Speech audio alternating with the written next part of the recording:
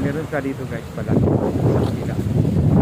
Pagka guys makikita guys na makainan, kasi maraming makainan dito guys na